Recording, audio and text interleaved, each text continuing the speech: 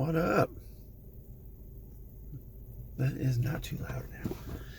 Hey, someone asked me to talk about my hometown, and I really don't have one because growing up, my parents moved a lot, so uh, I grew up in many different states and lived in a very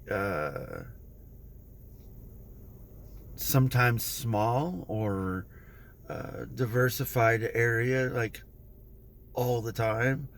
When I mean small, like one town I remember living in, uh, I think there was like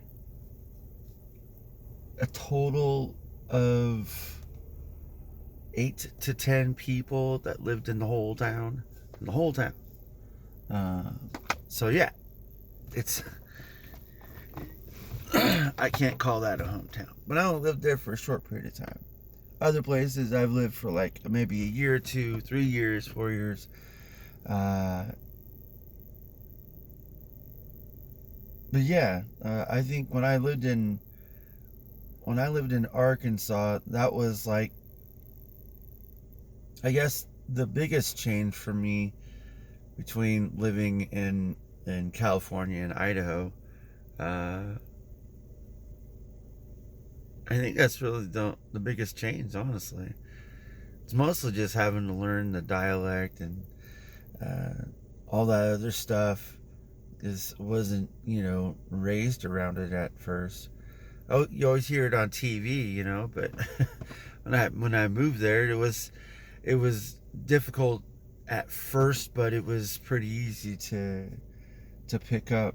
My younger sister picked it up real easy. She learned the lingo really fast, and her accent changed, and mine didn't in that sense. Uh, I don't know why. It just didn't. I'm only like, what, 2 years older than her, so yeah. Anyways, but yeah, I don't have a hometown. It's pretty boring actually to talk about. It's not like I had this favorite grocer or uh, uh, ice cream shop I went to growing up. It's never like that, and even the friends that I did make. I mean, it's not like I kept those friends, of course, like like the bestest of friends, because times change, you have families, move on, life goes on, and after I hit, was it 23 or something like that, my last friend, I mean, did the same exact thing. We both did the same thing. We started families, and that was it.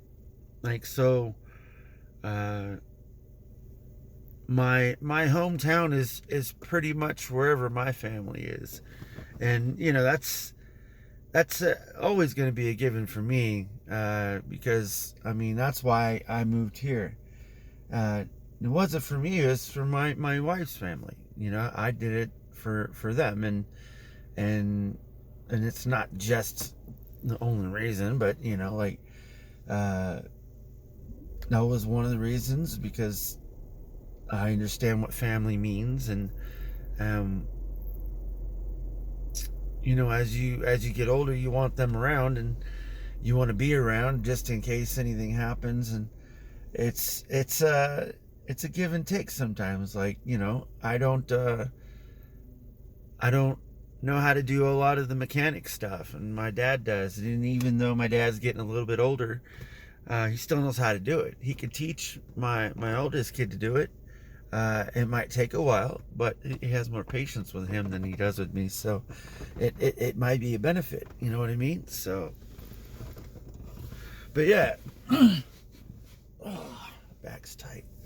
But my hometown is it is where my family is. It's always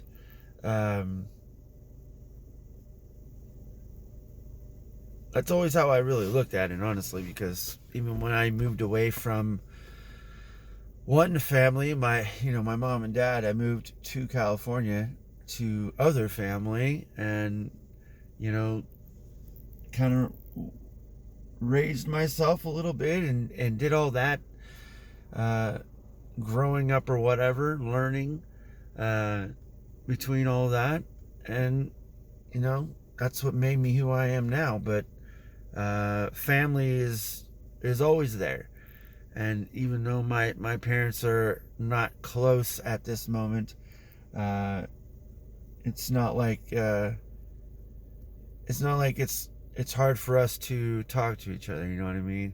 I always keep it light, always keep it real, because